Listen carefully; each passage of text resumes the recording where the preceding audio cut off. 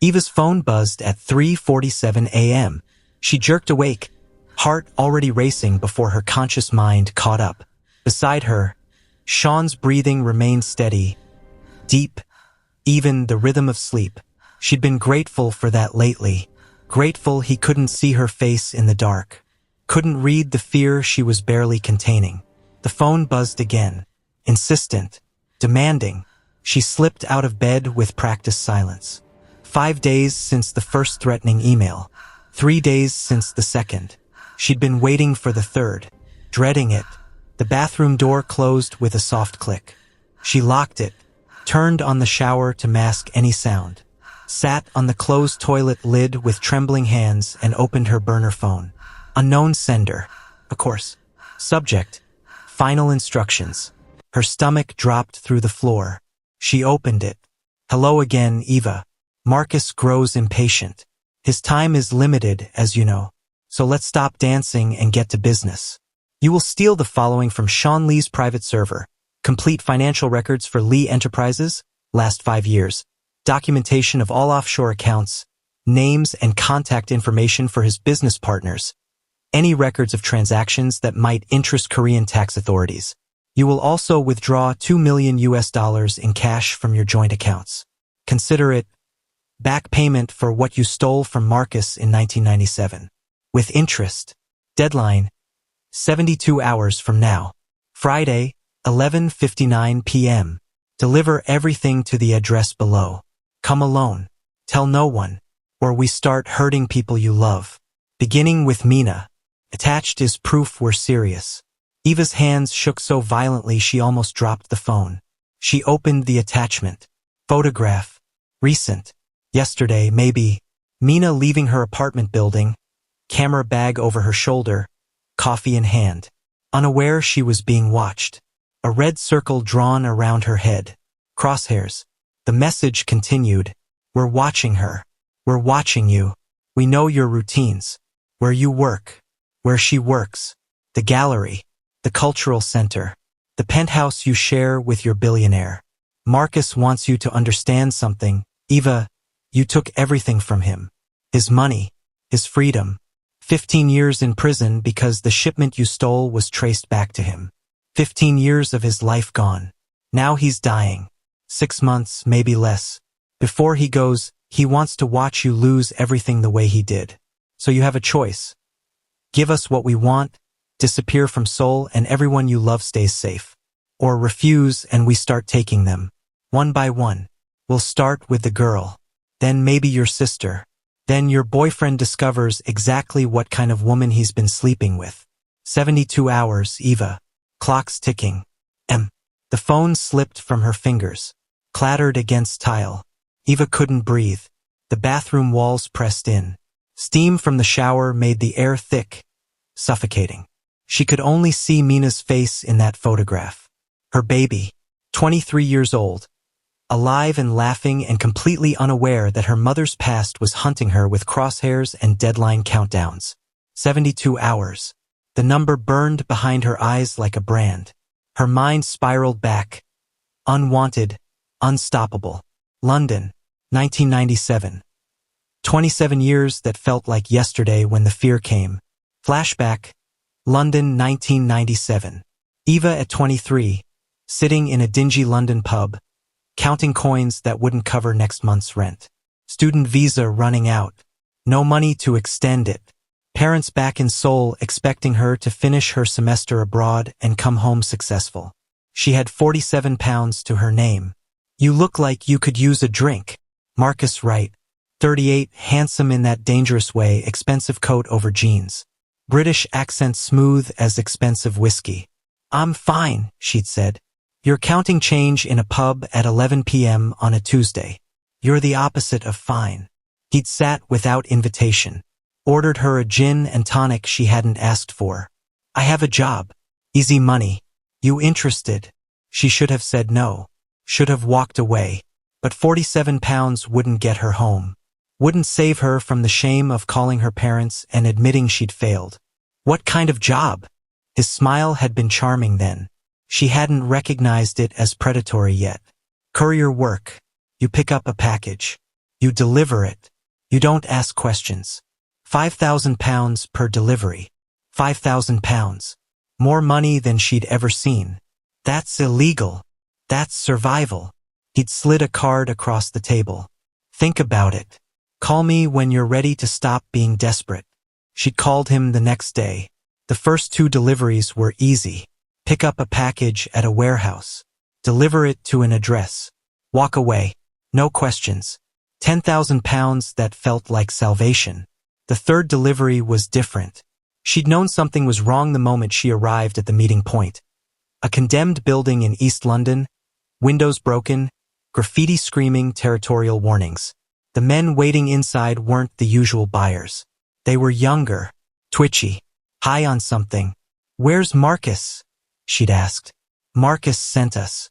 Hand over the package. She tried to leave. They'd blocked the door. Package first, bitch. Everything had happened fast after that. Too fast. One of them grabbed her bag. She'd fought back, shoved him.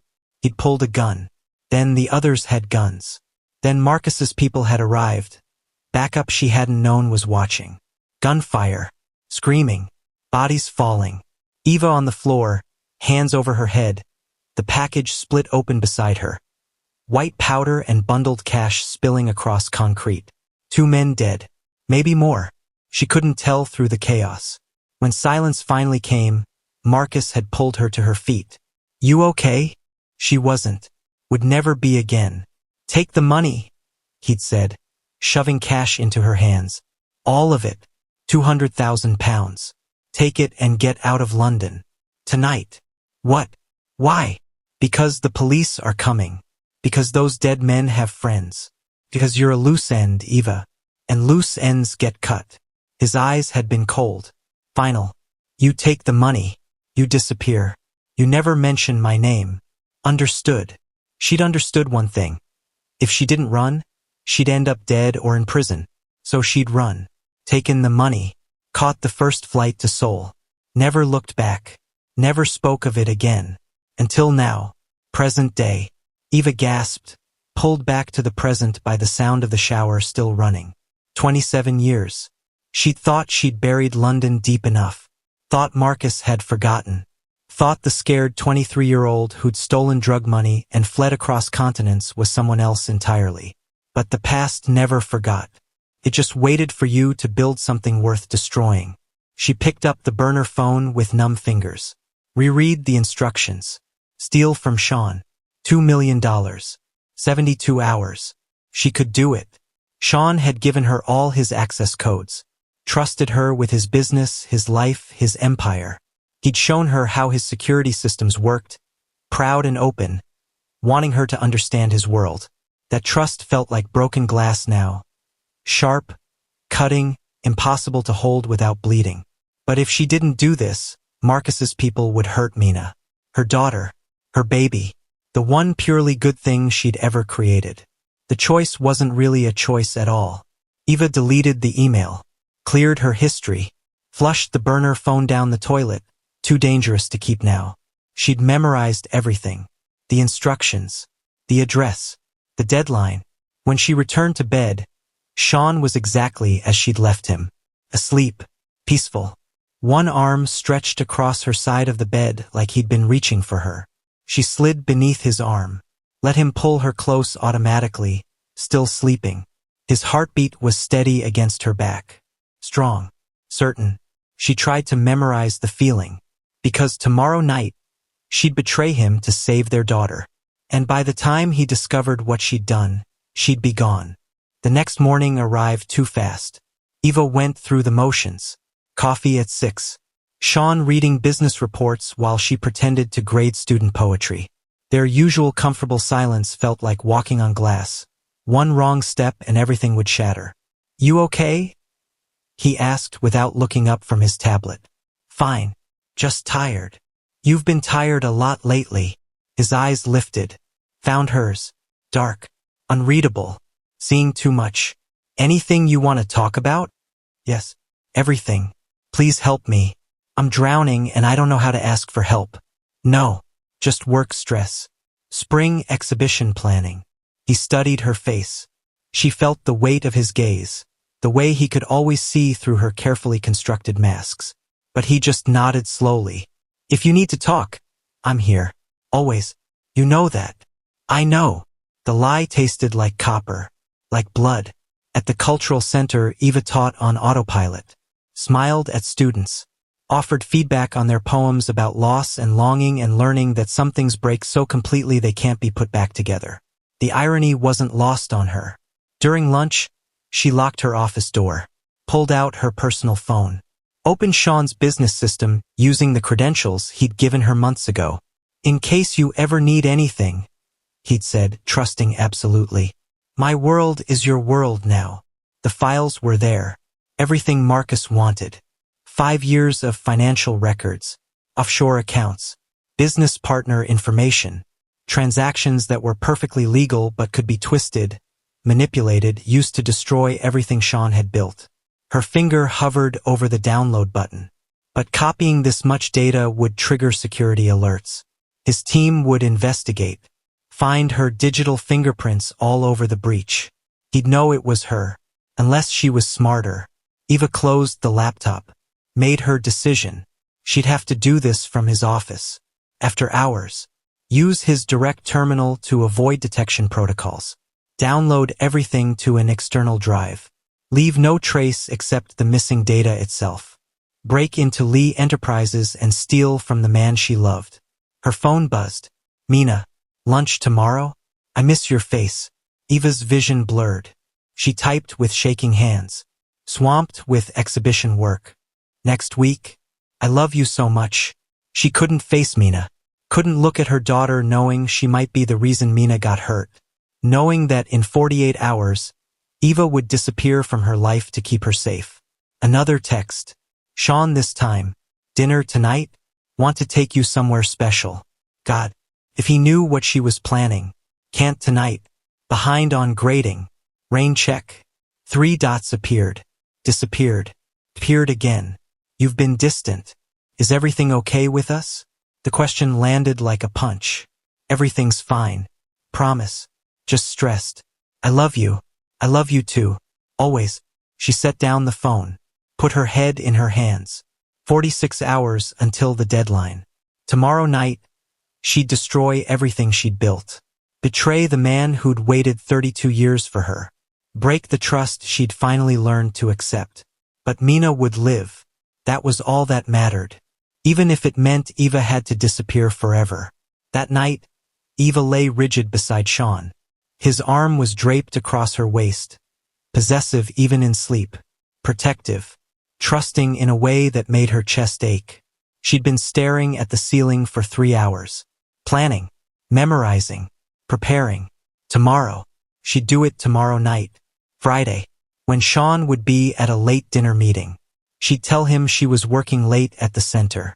Go to Lee Enterprises instead. Download everything. Have it ready for the Friday night deadline. Then she'd deliver it. Disappear. Leave Seoul before Shawn woke up Saturday morning and discovered what she'd done. Leave behind the penthouse. The cultural center. The life where she was finally visible and valued and loved. But Mina would be safe. Shawn shifted. Pulled her closer. Even asleep, he held her like he was afraid she'd vanish. I'm sorry, she thought. I'm so sorry. You trusted me and I'm gonna break that trust. But I can't lose her. I can't watch my daughter die because of mistakes I made when I was 23. She closed her eyes. Didn't sleep. Just lay there in the dark. Feeling the weight of what she was about to do crushing down like the sky was falling one piece at a time. Somewhere in Seoul, Marcus Wright's people were watching. Waiting. Counting down the hours until Eva Tomfield destroyed herself to save the people she loved. 43 hours. The clock was ticking. Shawn Lee wasn't sleeping. He lay perfectly still in the dark, his arm draped across Eva's waist, breathing slow and measured. The performance of sleep he'd perfected decades ago when knowing things without showing you knew them kept you alive. Eva thought he was asleep. She'd been thinking that for 3 days now. 3 days since that dinner conversation when he'd asked about London and watched her face drain of color. Watched fear flash across her features before she buried it under lies. 3 days of watching the woman he loved pull away inch by terrified inch. She thought she was hiding it. The way she flinched when her phone buzzed. The forced brightness in her smile. The fact that she hadn't really looked at him, truly looked, since that night. She'd been going through motions, playing a role, pretending everything was fine while her hands shook and her eyes went distant and she stopped sleeping beside him. She stopped letting him touch her in any way that mattered. Shawn had given her space, time, waited for her to trust him enough to tell him what was wrong. But patience had limits. Tonight, lying in the dark beside her rigid body, feeling her breathing too fast and too shallow, he knew. Whatever was coming was happening soon. So he waited. At 1:47 a.m., Eva's breathing changed, became deliberately controlled. The shift from genuine sleep to wakefulness masked as rest. 2:03 a.m., she moved. Slowly, carefully, sliding out from under his arm like she'd practiced it. Her feet touched the floor without sound. She stood there for 30 seconds, he counted them, watching him, making sure he was asleep. He kept his breathing steady. Eyes closed. Every muscle relaxed. She moved to the closet. The soft whisper of fabric. Dark clothes being pulled on. Jeans. Black shirt. She was dressing for something that required invisibility. Shawn's jaw tightened. He forced it to relax. She grabbed her phone. Her keys. Paused at the bedroom door. He felt her looking back at him one last time. Then she was gone. The apartment door closed with a soft click 5 minutes later. Shawn opened his eyes, sat up in the dark, pulled out his phone. Not the one on the nightstand, the other one, the one she didn't know about, and opened the tracking app he'd installed on her phone 3 days ago. He wasn't proud of it, hated himself for the invasion, but he'd learned long ago that loving someone meant protecting them, even from themselves, even when they didn't want protection. The dot that was Eva moved through Seoul's late-night streets, heading southeast, toward Gangnam, toward Lee Enterprises. His stomach dropped even though he'd suspected this. Known it really, since he'd seen her accessing his business systems 2 days ago during her lunch break. Watched her hesitate over files she had no reason to be viewing. He'd said nothing, done nothing, just watched, waited, hoping she'd come to him. She hadn't. Now she was going to his office at 2 in the morning to steal from him. Shawn stood, already dressed. He'd been wearing jeans and a t-shirt under the covers, prepared for this exact scenario. Grabbed his jacket, his keys, the tablet that would show him security footage in real time. Called his head of security. The phone was answered on the first ring. "Sir, she's coming to the office. Let her in. Give her access to whatever she needs. Disable any alerts her presence would trigger." Silence. Then, "Sir, are you sure? If she's accessing sensitive files." "I know what she's doing." His voice was cold, clinical, the tone that made grown men reconsider their questions. "I want full surveillance footage. But don't stop her. Don't let her know she's being watched." "Understood. Understood, sir." Shawn ended the call, pulled up the security feed on his tablet, watched Eva's car pull into the Lee Enterprises parking garage, watched her walk to the elevator with hunched shoulders and trembling hands, watched her use the keycard he'd given her to access his private floor. The 40th floor corridor appeared on screen, Eva walking down it like she was heading to her own execution, her black and gray hair pulled back, face pale. She looked terrified. She looked like she was breaking. His office door. She hesitated, her hand on the keypad. Then she entered the code, his birthday, the date he'd asked her to move in, numbers he'd given her because he trusted her with everything. The door opened. She stepped inside his office. Shawn watched on the tablet, watched her stand there for a moment, looking around like she was memorizing it.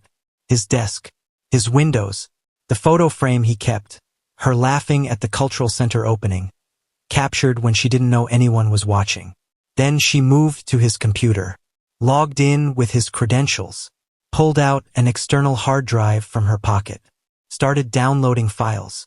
Her hands shook so badly she dropped the drive twice.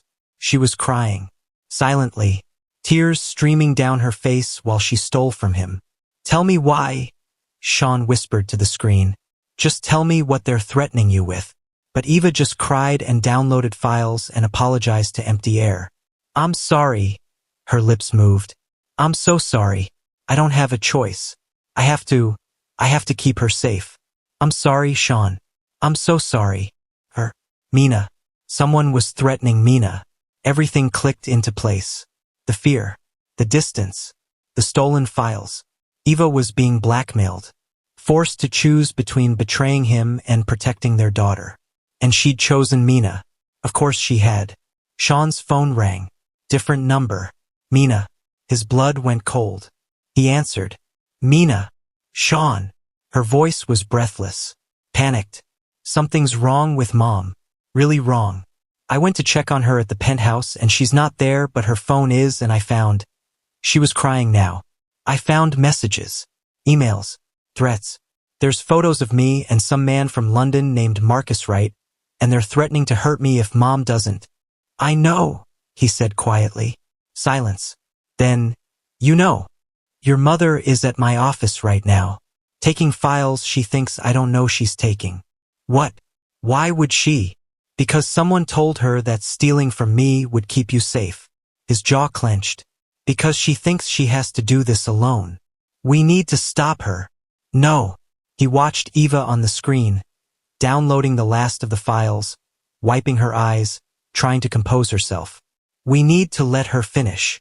But, Mina, listen to me. His voice went hard, commanding. Stay at the penthouse. Lock the doors.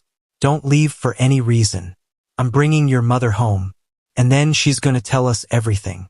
Every detail about London, Marcus Wright, what happened 27 years ago, and exactly what they're threatening her with. How did you know about London? Because I've been investigating since the moment someone sent me an email asking about it. He grabbed his car keys, started walking toward his private elevator. I know your mother was connected to Marcus Wright. I know he went to prison. I know she came back to Seoul and never spoke of it. What I don't know is the full story. And I can't protect either of you if I don't know what we're facing. Shawn. Mina's voice cracked. Is Mom going to be okay? He looked at the tablet screen. Eva putting the external drive in her pocket, looking around his office one last time. Her face was devastated. Lost. I'm going to make sure of it, he said. Even if she won't let me.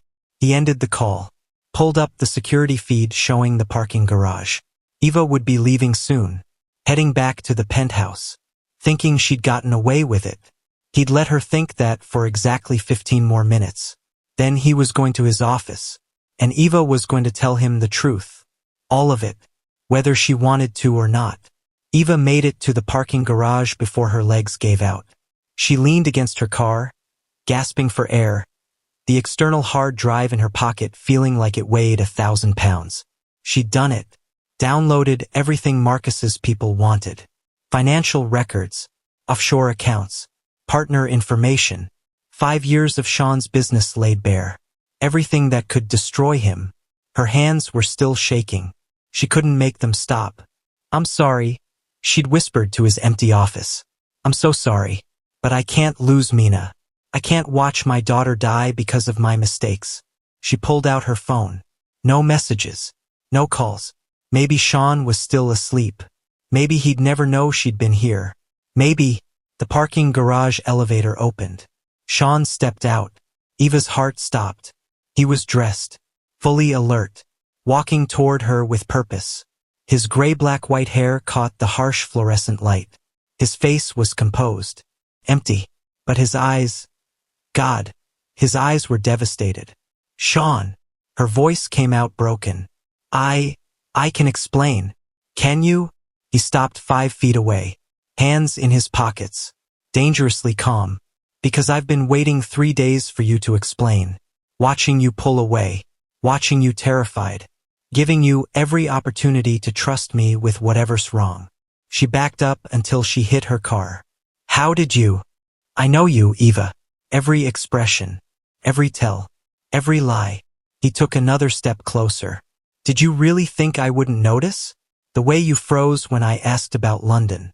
The fear, the distance, The fact that you haven't let me touch you, really touch you in 3 days. You've been watching me. I've been loving you. There's a difference. His voice went rough.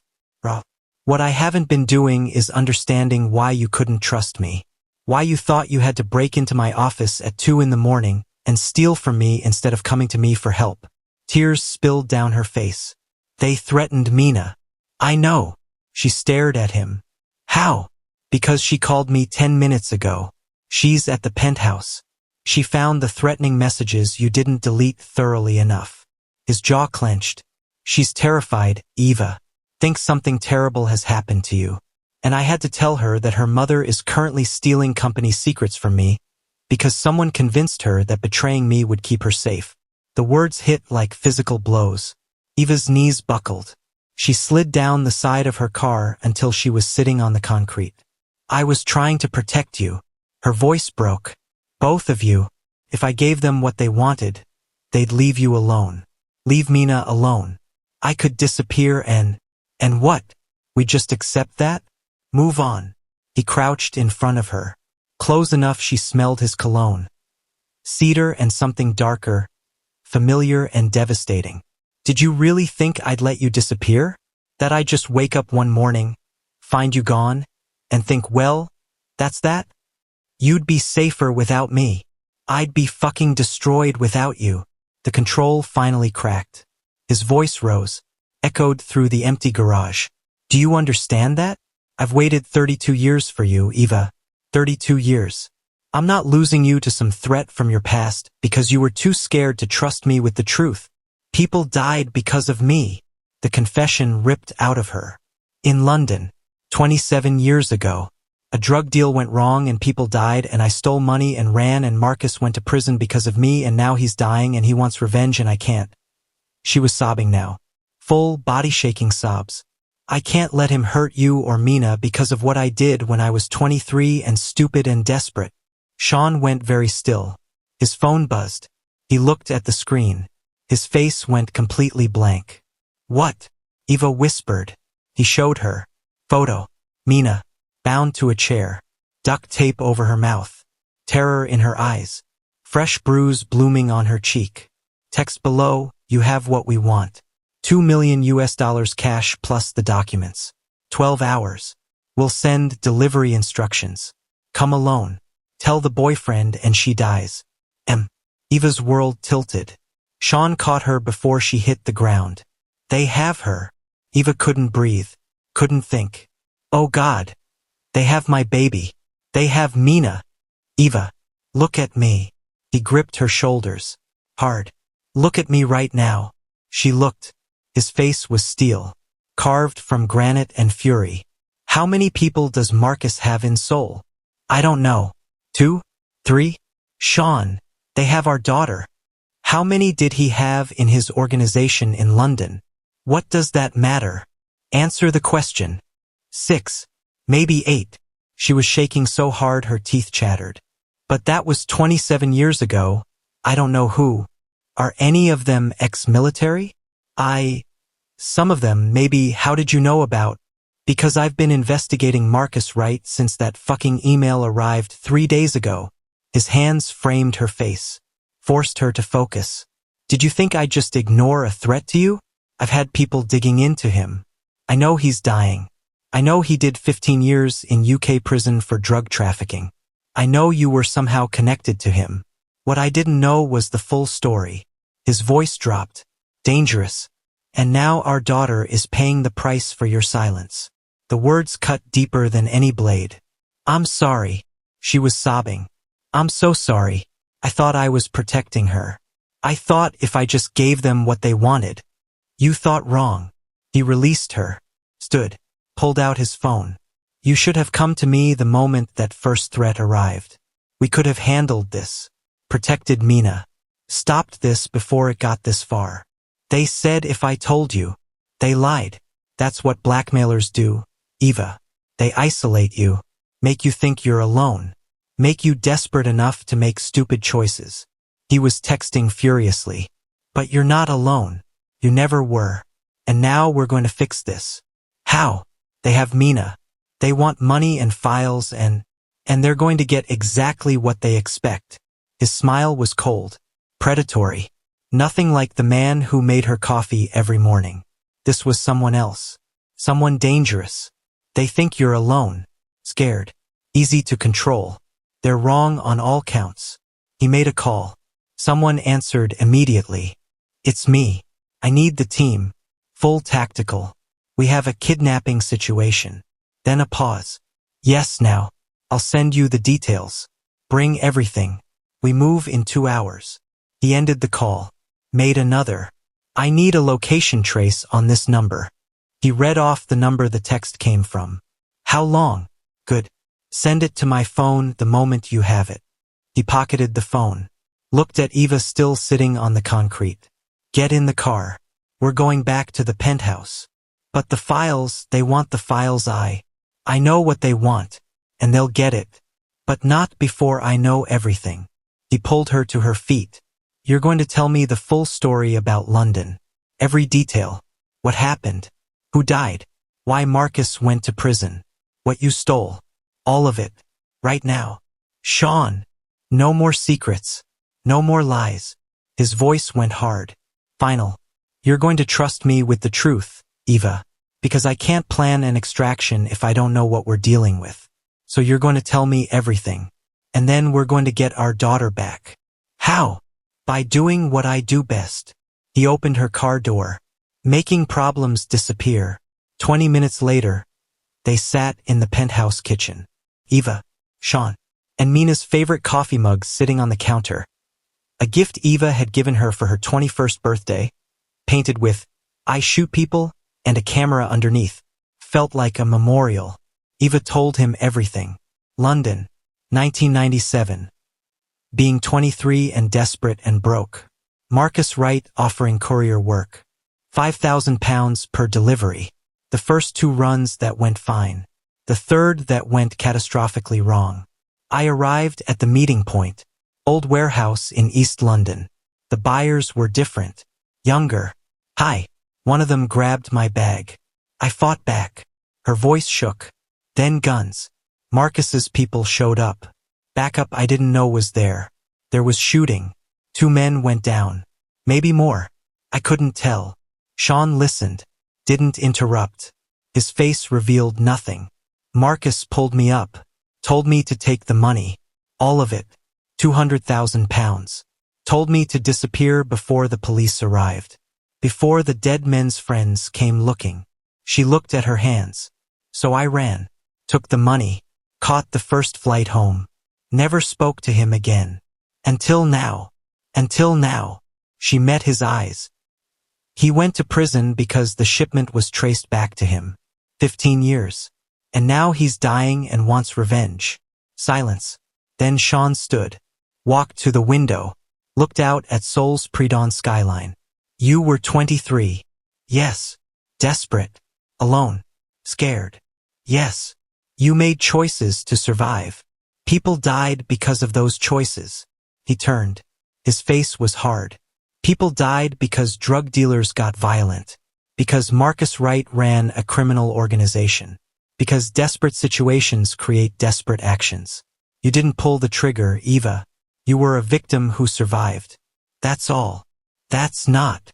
That's exactly what it is. His phone buzzed. He looked at it. Something shifted in his expression. We have a location. Incheon. Old shipping warehouse by the port. Her heart kicked. Mina's there. Her phone is. Which means she's likely there too. He made another call. I have the location. Send the coordinates to the team. We move in 90 minutes. Full tactical approach. Non-negotiable silence until we have visual confirmation of the hostage. Pause. Yes. Assume they're armed. Plan accordingly. He ended the call. Looked at Eva. I'm coming with you, she said. No. She's my daughter. Which is exactly why you're staying here where it's safe. Like hell I am. Eva stood. Walked toward him. You can't stop me, Shawn.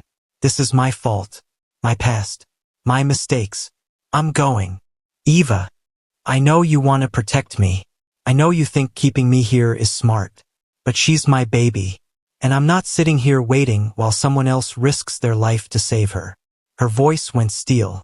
So either I come with you, following your orders, doing exactly what you say, or I follow you there myself in my own car. Your choice. Shawn studied her face, looking for weakness, finding none. Finally, he nodded. You do exactly what I say. When I say stop, you stop. When I say stay down, you stay down. When I say run, you run. Non-negotiable. Agreed. He walked to a closet she'd never seen him open, pulled out a Kevlar vest. Black, heavy, professional grade. Put this on. She took it, strapped it on with shaking hands. He pulled out another vest for himself. A gun. Loaded it with practiced ease. Tucked it into a holster at his back. This wasn't the billionaire who made her coffee. This wasn't the man in expensive suits who quoted poetry and built cultural centers. This was the gang heir. The dangerous man she sometimes forgot he was. The son of his father who'd survived in a world where violence was currency and mercy was weakness. Shawn. He looked at her. Thank you. For not hating me. For not. Her voice broke. For still being here. He crossed to her, cupped her face. I will always be here. Always. Even when you don't trust me. Even when you make stupid choices trying to protect me. His forehead touched hers. But after this, after we get Mina back safe, we're gonna have a long conversation about trust. And honesty. And the fact that we're a team. Understood. Understood. Good. He kissed her. Hard. Claiming. Now let's go get our daughter. The drive to Incheon took 40 minutes through Seoul's empty pre-dawn streets. Eva sat in the passenger seat of Shawn's Range Rover, Kevlar vest heavy on her chest, watching the city blur past. Behind them, 2 black SUVs followed Shawn's team. Men whose faces she'd never seen but whose presence felt like coiled violence waiting to be released. Shawn drove with one hand on the wheel, the other holding his phone. He was on his 3rd call in 20 minutes, speaking rapid Korean too low for Eva to fully catch. Tactical terms. Coordinates. Exit strategies. He'd transformed completely. The man who'd kissed her goodbye each morning was gone. In his place sat someone cold, calculating, dangerous. A stranger wearing Shawn's face. Except he wasn't a stranger. This was who he'd always been underneath the tailored suits and gentle touches. The boy who'd grown up in his father's world. A world where problems were solved with violence and mercy was a luxury you couldn't afford. She'd chosen to love him knowing this existed. But seeing it was different. 10 minutes out, Shawn said to whoever was on the phone. Circle the perimeter. I want eyes on every exit before we move. No one in or out without my knowledge. Pause. If they try to run with her, stop them. Non-lethal if possible. But the girl's safety is priority 1. Understood. He ended the call. Glanced at Eva. You okay? No. Good. Being scared keeps you sharp. He took a turn too fast. The tires squealed. When we get there, you stay in the car until I clear the building. No arguments. Shawn. Eva. These people kidnapped our daughter and threatened to kill her. I don't know how many are inside. I don't know what weapons they have. I don't know if Marcus Wright himself is there. His jaw clenched. What I do know is that I can't focus on getting Mina out safely if I'm worried about you getting shot. I won't. You don't know that. Neither do I. He reached over, squeezed her hand. Hard. Please. For once, just trust me to handle this. She wanted to argue, wanted to insist she could help. But the truth was she'd be a liability. She had no training, no experience. She'd freeze or panic or get in the way. Okay, she whispered. I'll stay in the car. Thank you. They drove in silence for another minute. Eva's mind spiraled. Mina's face in that photo, terrified, bruised, bound. Her baby. 23 years old, but still her baby. What if they've hurt her? Eva's voice cracked. What if? Then I make them regret it. Shawn's voice was flat, empty, more terrifying than anger. But let's focus on getting her out first. Revenge can wait. You'd really kill the people who hurt our daughter? He looked at her. His eyes were black, cold, without hesitation, without regret. I told you once, I've got 12 deaths on my conscience. I can live with a few more if it means keeping my family safe. The casual way he said it should have horrified her. Instead, Eva felt something darker. Something that whispered good. Make them pay. Make them suffer for touching her. Maybe she wasn't so different from him after all. The Incheon port appeared ahead. Massive shipping containers stacked like building blocks. Cranes looming against the lightning sky. Warehouses spread across acres of concrete and rust. Shawn killed the headlights. Slowed down. Pulled into a side street between two corrugated metal buildings. The two SUVs following them peeled off in different directions, taking up positions, creating a perimeter. That one. Shawn pointed to a warehouse at the end of the row. 3 stories. Windows broken. Graffiti screaming territorial warnings. Mina's phone signal is coming from inside. How many entrances? 4. Front. Back. 2 side doors. My team is covering all of them. He put the car in park. Pulled out his gun. Checked the magazine with practiced efficiency. I'm going in the front. Jinho's team takes the back. We clear room by room until we find her. What if they hear you coming? They will. That's the point. His smile was sharp, cold. I want them to know I'm coming. Want them scared. Desperate people make mistakes. He reached into the back seat. Pulled out an earpiece. Fitted it into his ear. Comms check. He listened. Nodded. Good. We move in 3 minutes. Remember, the girl is priority 1. Everyone else is expendable. He looked at Eva. Really looked. His face softened slightly. I'm going to bring her home. I promise. I know. She grabbed his jacket. Pulled him close. Kissed him hard. Be careful. Please. Always am. He pulled back. Stay in the car. Doors locked. If anything goes wrong, if you hear gunfire, if someone who isn't me approaches this vehicle, you drive away. Don't wait. Don't look back. Just drive. I'm not leaving without you. Without both of you. Eva. No. Her voice was steel. We're a team. Remember? That means we all come home. Together. He studied her face. Then nodded. Together. He climbed out of the Range Rover. Closed the door softly. Made a hand signal to someone Eva couldn't see. 3 men materialized from the shadows. All dressed in black tactical gear. All carrying weapons that looked military grade. They moved like smoke. Silent. Efficient. Deadly. Shawn said something too low for Eva to hear. They nodded. Dispersed. Taking positions. Then Shawn walked toward the warehouse entrance. Eva watched through the windshield. Heart hammering. Hands gripped together so tight her knuckles went white. He reached the door. Tested the handle. It opened. He disappeared inside. The warehouse was exactly what Eva had expected. Concrete floors. Exposed beams. Stacks of rotting pallets and rusted machinery. The smell of oil and salt water and decay. And silence. Too much silence. Shawn moved through the space like a ghost. Gun raised. Every sense on high alert. Behind him, Jinho and 2 others spread out, covering angles, watching for movement. The earpiece crackled. North entrance clear. No hostiles visible. South entrance clear. No movement. Shawn clicked his mic twice. Acknowledgement. Keep moving. They cleared the ground floor. Empty. Just shadows and abandoned equipment. The stairs to the 2nd floor were metal. Each step would ring like a bell. He didn't care. He wanted them to hear him coming. He climbed. Boots hitting metal with deliberate weight. Announcing his presence. The 2nd floor opened into a massive space. More equipment. Some tarps thrown over shapes that could be furniture or could be nothing. And at the far end, light.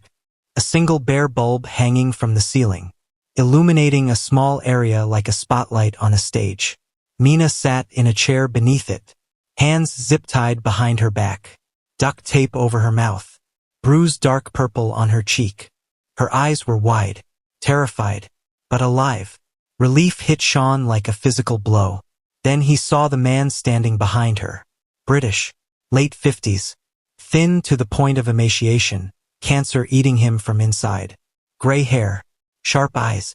Expensive coat over a body that was clearly dying. Marcus Wright. And he had a gun pressed to the back of Mina's head. Mr. Lee. Marcus's voice was cultured. Almost polite. British accent cutting through the warehouse silence. So good of you to join us. Though I must say you're early. We weren't expecting you for another few hours. Shawn kept his gun trained on Marcus. Let her go. I don't think so. Not until Eva delivers what she owes me. Marcus smiled. It didn't reach his eyes. She is here, isn't she? Hiding somewhere? Too cowardly to face me herself. Eva's not part of this anymore. This is between you and me. Oh, but it's not. Marcus's finger moved to the trigger. Mina whimpered beneath the tape. You see, I don't actually care about the money or the files. I never did. What I want is for Eva to lose everything the way I did. Her freedom, her family, her future. You lost your freedom because you ran a drug trafficking operation. I lost my freedom because Eva Tomfield stole from me and disappeared. Marcus's voice went cold. 15 years in prison. Do you know what that does to a man? What it takes from you? I had a wife, a daughter, a life, all gone because of that stupid little girl who thought she could steal from me without consequences. She was 23, desperate. You exploited her. I gave her an opportunity. Marcus's hand shook slightly. The gun pressed harder against Mina's skull. She took advantage of my generosity, stole 200,000 pounds. Left me to take the fall when the police traced the shipment. So you waited 27 years for revenge? I waited 15 years in prison, then 12 more years tracking her down, making sure she built something worth destroying. Marcus's smile was terrible. And she did. Beautiful daughter, successful boyfriend, important job, a life. Now I'm gonna take it all away, starting with the girl. Touch her and you die. Shawn's voice was empty, final. Slowly, painfully. I'll make sure of it. You'll try. But I'm already dying, Mr. Lee. Cancer. 6 months at best. I have nothing to lose. Marcus's finger tightened on the trigger. But Eva does. She has everything to lose. So here's what's going to happen. A shot rang out. Marcus jerked. The gun fell from his hand. He stumbled sideways, clutching his shoulder. Blood spread across his expensive coat. Jinho stood on the catwalk above. Rifle still raised. Perfect shot. Non-lethal. Exactly as ordered. Shawn moved. Crossed the distance to Mina in 3 strides. Grabbed her chair. Pulled her away from Marcus. Ripped the tape from her mouth. Dad? She was crying. Gasping. Dad. I'm sorry. They grabbed me outside my apartment and I tried to fight but… Shoo. You're okay. I've got you. He cut the zip ties with a knife from his belt. Pulled her into his arms. You're safe now. I've got you. Behind them, Jinho and the others secured Marcus. Zip-tied his hands. Applied pressure to the shoulder wound. The older man was conscious but fading. Blood loss or shock or both. Where's Mom? Mina pulled back. Her face was tear-streaked. Terrified. Is she okay? They said they'd hurt her if I didn't. She's fine. She's outside. Shawn cupped her face. Checked her pupils. The bruise. Did they hurt you anywhere else? No. Just the face when I tried to run. She was shaking. Full body tremors. I'm sorry. I'm so sorry. You have nothing to be sorry for. He pulled her close again. Nothing. This isn't your fault. None of this is your fault. His earpiece crackled. Sir, we have a problem. The vehicle's gone. Shawn's blood went cold. What? The Range Rover. Miss Tomfield. She's not there. No. No. He told her to stay. To wait. To be safe. He scanned the warehouse. Shadows. Equipment. Exit points. Then he saw her. Eva standing 20 feet away. She must have slipped in during the chaos. Must have followed him despite his orders. She was staring at Marcus Wright. The man who'd destroyed her life 27 years ago. The man who'd just tried to kill her daughter. And she was holding a gun. One of the weapons Jinho's team had left near the entrance. She was pointing it at Marcus. Eva. Shawn's voice was careful. Calm. Put the gun down. She didn't move. Didn't blink. Just stared at Marcus with eyes that held 27 years of fear and guilt and rage. You took everything from me, she said quietly. My peace. My sense of safety. My ability to trust that the past stays buried. She moved closer, the gun steady in her hands. I was 23, desperate, stupid. I made a mistake, and you've been punishing me for it for almost 3 decades. Marcus laughed, wet, gurgling, blood on his lips. And I'd do it again. You deserve to suffer, Eva. You deserve to lose everything. Maybe I do. She stopped 5 feet away. But my daughter doesn't. She's innocent. She had nothing to do with what happened in London. Collateral damage. Just like my daughter was when she found out her father was in prison for drug trafficking. Marcus's eyes glittered with hatred. Just like my wife was when she divorced me. Just like my life was when it ended because of you. I'm sorry. Eva's voice broke. I'm genuinely sorry for what happened to your family. But threatening mine won't fix what's broken. It'll just create more victims. I don't care about fixing anything. Marcus coughed.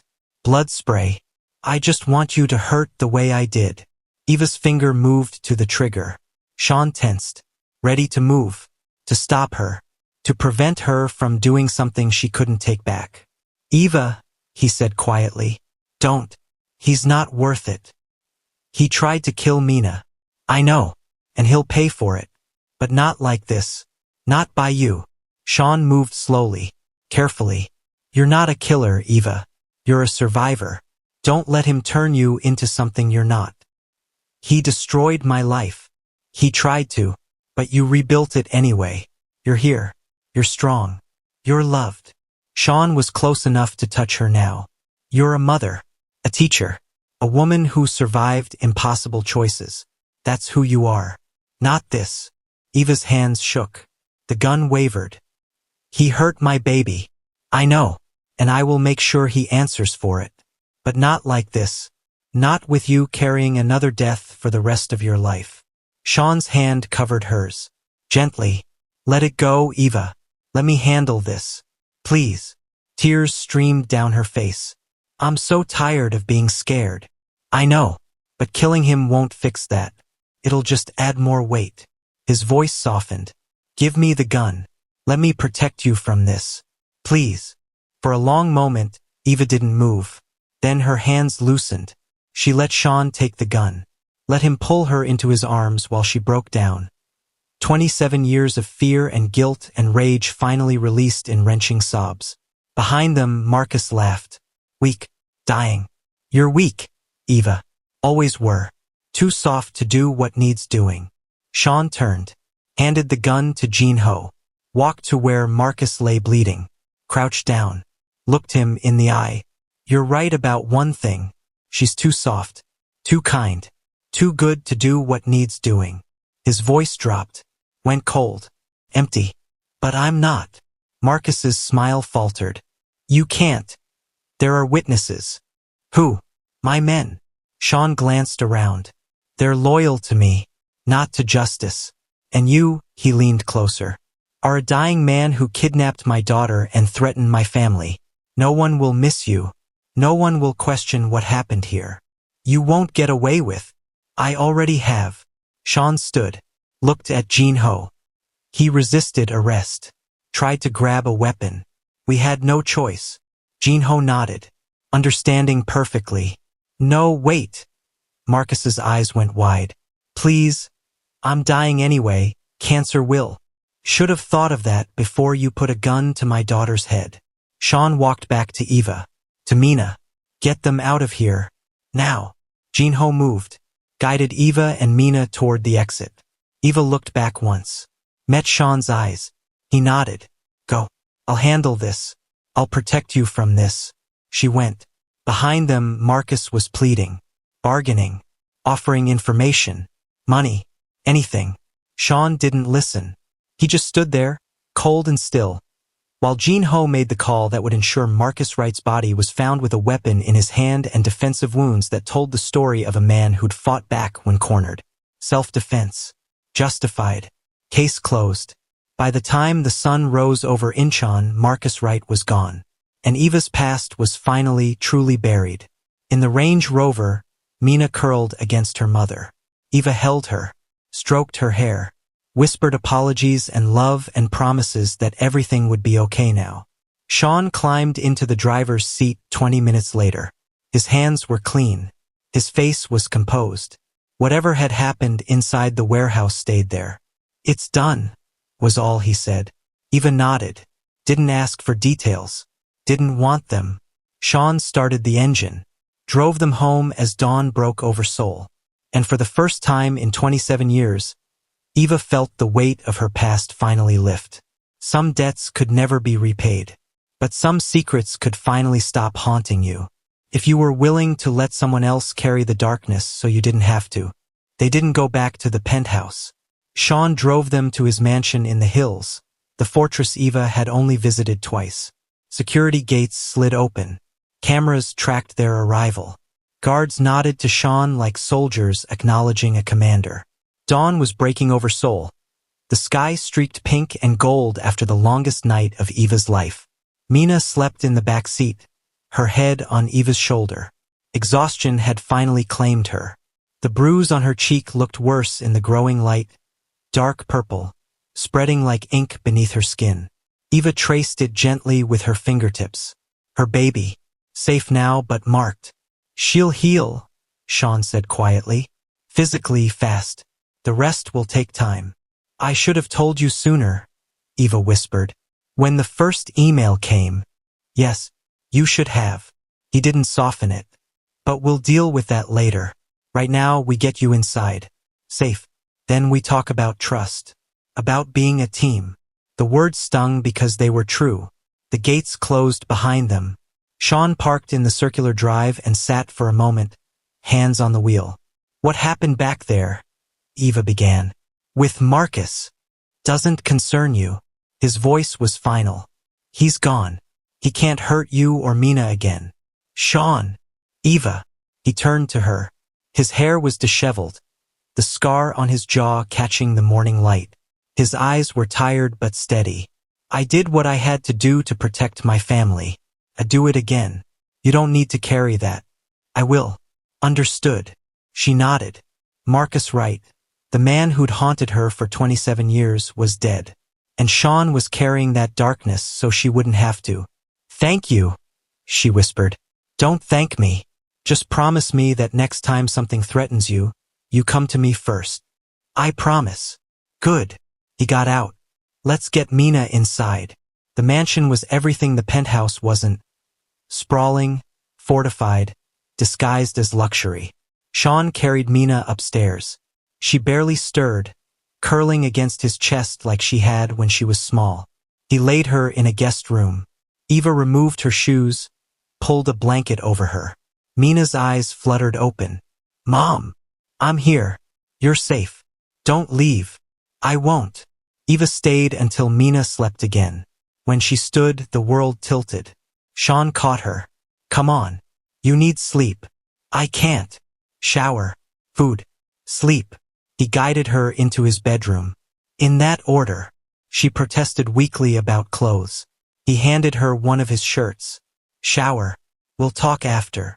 She stood under water hot enough to burn, watching the last 24 hours wash away. Her hands shook. Her whole body did. Mina was safe. Marcus was dead. So why did she still feel like she was falling? By the time she emerged, wrapped in an oversized towel, Shawn was sitting on the bed. He'd showered too. Food sat on the nightstand, rice, soup. "Eat." She managed half before her stomach rebelled. "It's enough," he said gently. "How am I supposed to feel?" she asked. "I almost killed him." "I know. Does that make me terrible?" "It makes you human. He threatened your daughter. But I didn't do it." "You did." She looked at him. "How do you live with that?" "By remembering why." He sat beside her. "Every man I've killed, 13 now, threatened my family. I don't lose sleep over protection. You killed Marcus. I had him killed. He died quickly. He was terminal anyway. I shortened the timeline. She should have been horrified. Instead, she felt relief. Does that make me bad? She whispered. It makes you a mother. He pulled her close. We're both carrying darkness now. That's what family is, sharing the weight. I'm sorry I didn't trust you. I know. I was trying to protect you. I know that too. But I don't need protecting. I need honesty. She nodded. I'll try. You will, he said softly. Because I didn't wait 32 years for you to shut me out. He kissed her slow, tender. Sleep, he murmured. I'll handle the rest. She woke to voices. Low, male, formal, police. Her heart slammed. She pulled on Shawn's pants and crept to the stairs. Self-defense, Shawn was saying. My daughter is traumatized. We need to speak to Ms. Tomfield, the detective replied. Eva descended. The detective was middle-aged, tired. Ms. Tomfield, Detective Park. How did you know Marcus Wright? I didn't, she said evenly. I'd never met him. Interesting. He flew from London. You studied there in 1997. A coincidence. He was dying. Why target you? I don't know. But my daughter was held at gunpoint. I'm grateful he's dead. The detective studied her. We'll need statements tomorrow. With our lawyers, Shawn said. As the detective turned to leave, he paused. Mr. Wright served time for drug trafficking. Courier disappeared. Never identified. Silence. Why tell me this? Eva asked. Because the past has a way of resurfacing. He handed her a card. If you remember anything, call. He left. Eva sagged. Shawn caught her. He knows, she whispered. He suspects, Shawn corrected. No evidence. And no Marcus. Upstairs, a voice called softly. Mom! Mina. Eva pulled free and ran to her daughter, gathering her into her arms. I'm here, she said. I'm not going anywhere. They stood together, bruised, shaken, alive. For now, that was enough. 3 weeks passed like wading through fog. The police questioned them. Eva, Shawn, Mina. Separately, together, in exhausting circles that felt designed to trip them up. Detective Park pushed, probed, clearly didn't believe the official story. But without evidence, suspicion was just noise. Marcus Wright's death was ruled justifiable homicide. Self-defense during an attempted rescue. The case was closed. His body was cremated. No family came forward to claim it. No one mourned him. Eva should have felt relief. Instead, she felt hollow. She'd moved back into the penthouse after the first week. Couldn't stay at the mansion, it felt like hiding. But being home didn't feel right either. Everything was the same. Coffee at 6. Shawn reading reports. Her grading papers. Domestic routines that should have been comforting. Instead, they felt like performance art. Two people pretending everything was fine when nothing was fine. Shawn was patient, gentle, gave her space when she pulled away, held her when nightmares woke her at 3 a.m., and they did regularly. Marcus's face, Mina's terrified eyes, the gun in her own hand, finger on the trigger. You're safe, he'd murmur, pulling her against his chest. Everyone's safe. It's over. But it wasn't over. Not really. Because Eva couldn't look at Shawn without seeing him walk into that warehouse prepared to kill for her. Couldn't look at Mina without seeing the bruise that had finally faded but left something harder behind. Couldn't look at herself without seeing the woman who'd been willing to pull the trigger. She didn't recognize any of them anymore. You need to talk to someone, Helen said over coffee one afternoon. Her sister had come to Seoul the week after everything happened. Stayed close. Watched Eva with worried eyes. A therapist. Someone professional who can help you process this. I'm fine. You're not fine. You're barely sleeping. Barely eating. I watched you stare at the same page of student work for 20 minutes this morning without reading a single word. Helen leaned forward. Eva, you went through something traumatic. You're allowed to not be okay. I should be grateful. Mina's alive. Marcus is dead. It's over. Trauma doesn't care about should. It just is. Helen squeezed her hand. Talk to someone. Please. Eva nodded. Didn't mean it. Didn't know how to explain that talking wouldn't fix the fundamental problem. She'd learned something about herself in that warehouse. Something dark. Something that couldn't be unlearned. She was capable of violence.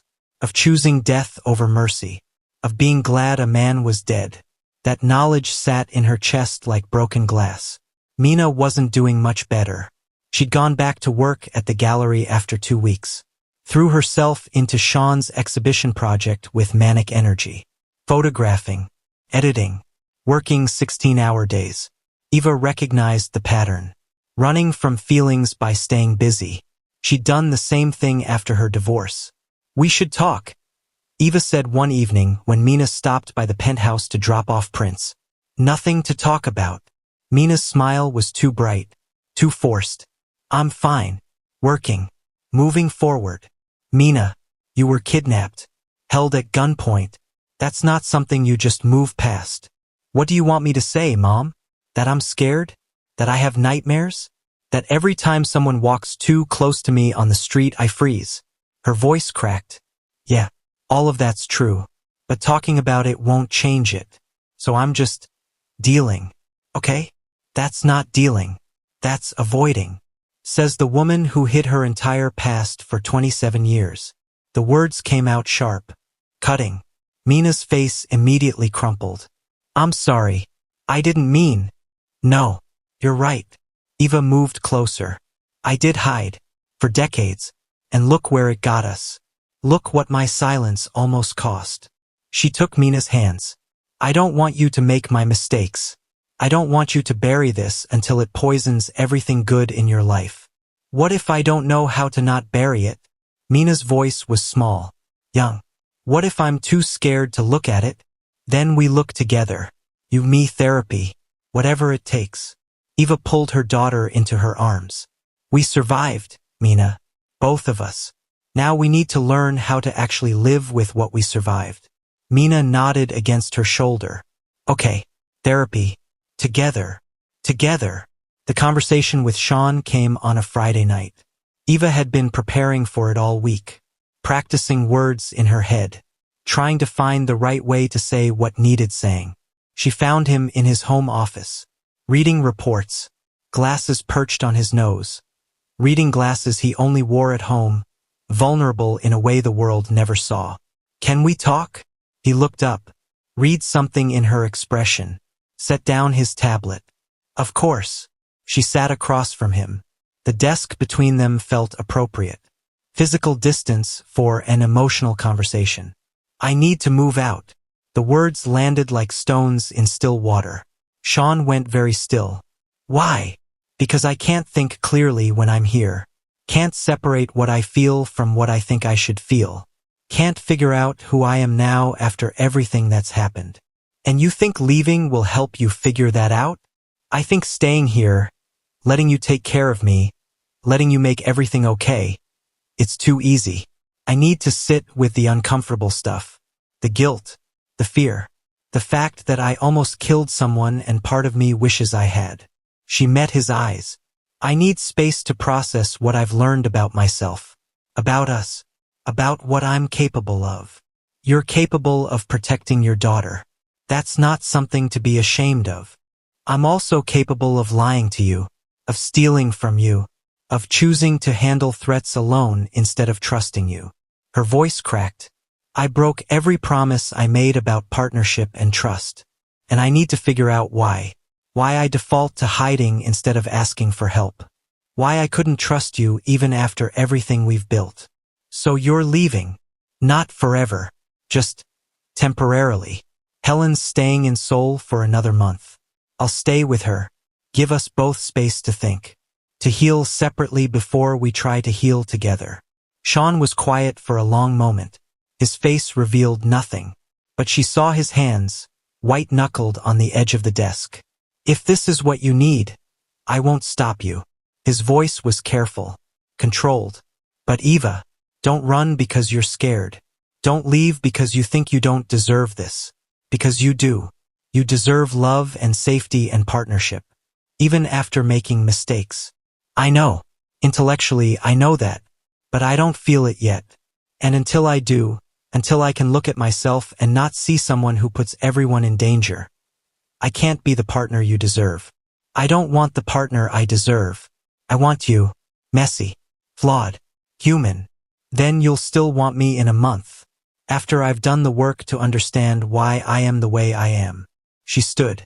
I'm not ending this, Shawn. I'm hitting pause, so I can come back stronger, more honest, more capable of actually being the partner you need. He stood too, came around the desk, stopped inches away. How long? A month, maybe 6 weeks. Therapy, individual and with Mina. Maybe eventually with you if you're willing. I'm willing. His hand cupped her face. I'd do anything to keep you, but if what you need is space, I'll give it to you. On one condition. What? You don't disappear. You call. Text. Let me know you're okay. Let me be part of your healing even if I can't be physically present for it. Deal. He kissed her. Soft. Tender. Full of things he couldn't say. When he pulled back, his eyes were suspiciously bright. I'll wait, he said. However long it takes. I've waited 32 years. I can wait a few more weeks. Thank you. For understanding. For not hating me. I could never hate you, Eva. Frustration?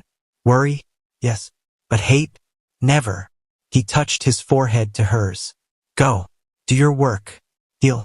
I'll be here when you're ready. Eva moved into Helen's rental apartment the next day. It was strange living in someone else's space. Sleeping in a guest room. Eating meals she didn't cook. Having no routine. No structure. Nothing familiar to hide behind. The first week was hard. She cried more than she'd cried in years. Called Shawn twice just to hear his voice. Almost gave up and went back to the penthouse 3 times. Helen stopped her each time. Sit with it. The discomfort. The loneliness. The fear. That's where the growth happens. The second week, Eva started therapy. A woman named Dr. Kong. 50s. Kind eyes. Experienced with trauma. Tell me about London, Dr. Kong said in their first session. So Eva did. All of it. The desperation. The stupid choices. The deaths. The 27 years of running. You were a victim who made survival choices in an impossible situation, Dr. Kong said when Eva finished. The guilt you're carrying belongs to the people who put you in that situation. Not to you. But people died. Yes, and that's tragic. But their deaths were caused by violence between criminals. Not by a terrified 23-year-old who was trying to survive. The words should have helped. They didn't. Not yet. But slowly, session by session, conversation by conversation, Eva started to untangle guilt from responsibility. Started to separate the choices she'd made from the consequences she couldn't control. Started to forgive the 23-year-old girl who'd done what she had to do. Therapy with Mina was harder. Messier. Both of them crying. Both of them angry. Both of them learning that trauma doesn't have a timeline and healing isn't linear. I'm sorry, Eva said during their third joint session, for putting you in danger, for not protecting you from my past. I'm sorry too, Mina said, for being angry at you for things you did before I was even born, for not understanding how hard you've worked to keep me safe. They held each other and cried and slowly, so slowly, started to rebuild trust that had been cracked but not broken. 5 weeks after moving out, Eva sat in a coffee shop and wrote. Not lesson plans. Not student feedback. Actual writing. Poetry. Essays. Truth. She wrote about London. About guilt and survival and learning that sometimes the only choice is the least terrible one. About carrying secrets that become heavier every year. About being loved by a dangerous man and learning that love sometimes looks like violence when it's protecting what matters. She wrote until her hand cramped. Until the words stopped coming. Until she looked up and saw the sun setting and realized she'd been writing for 6 hours. Her phone had 3 texts from Shawn. Thinking about you. How's therapy going? I miss you. Take all the time you need. But I miss you. She typed back. I miss you too. I think I'm almost ready. His response was immediate. No rush. I'm not going anywhere. She smiled. finished her coffee, walked back to Helen's apartment feeling lighter than she had in weeks. That night she called him. Hi. Hi. His voice was warm, familiar. Home. You sound good. I feel good. Better.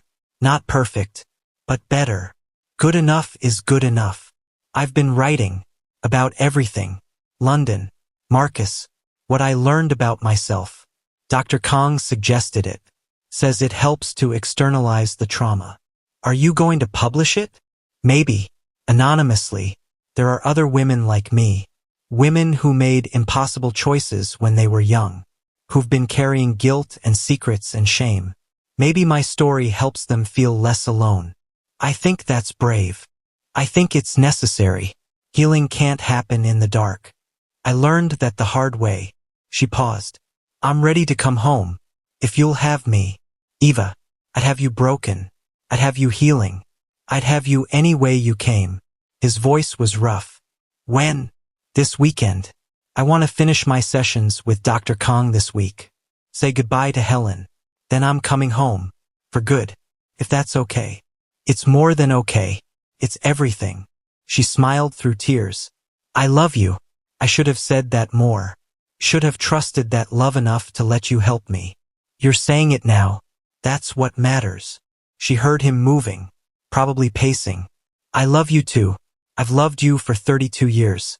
I'll love you for 32 more. However you come. Whatever you need. I'm here. I know. I finally believe that. Good. Then come home. Let me prove it every day for the rest of our lives. Saturday morning.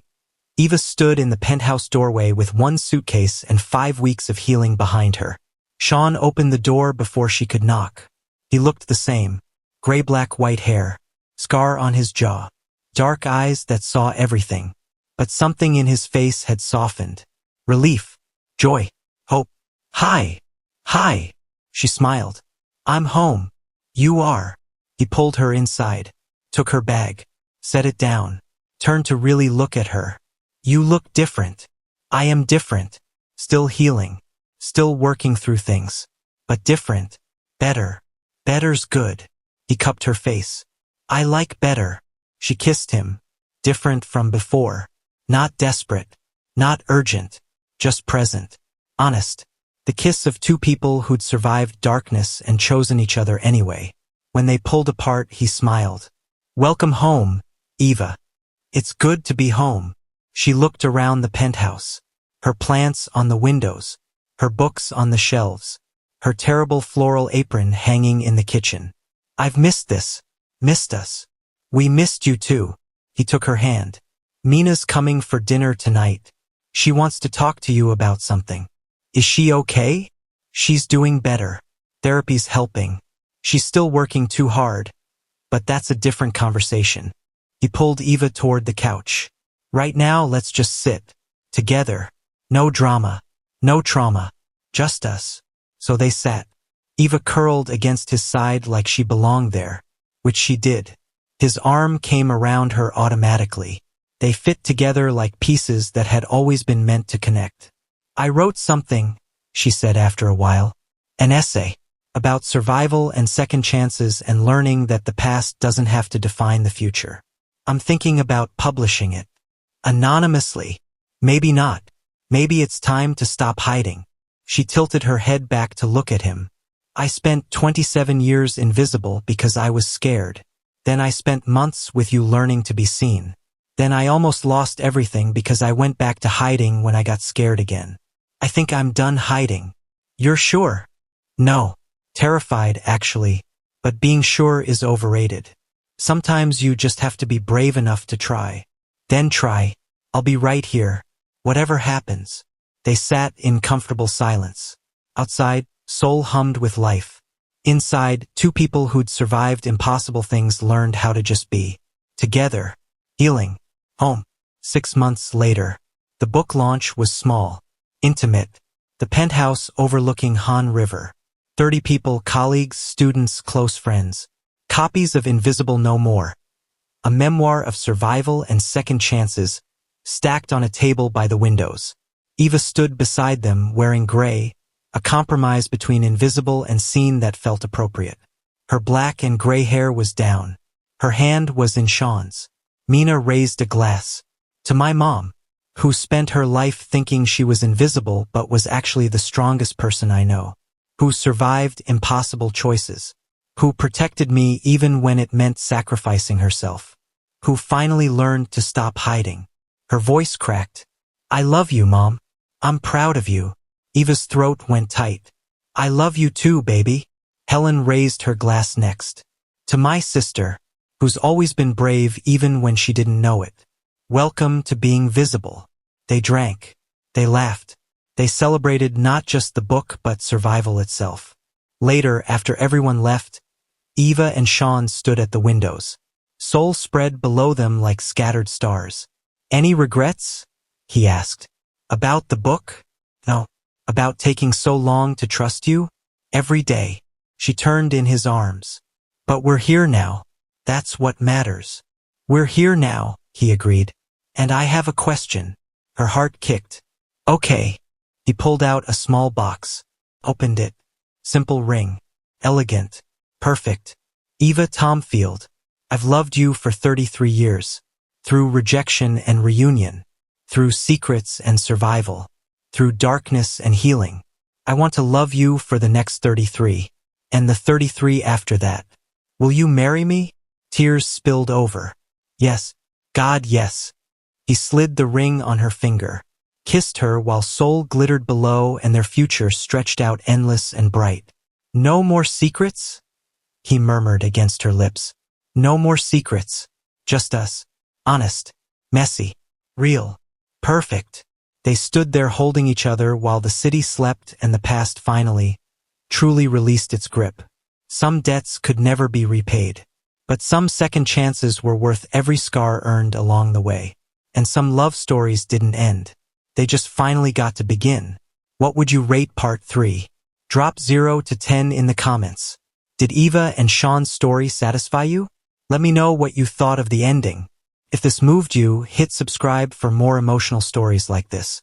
What country are you watching from and what time is it there? I love seeing where this story finds you. Thank you for being on this journey. Your support means everything.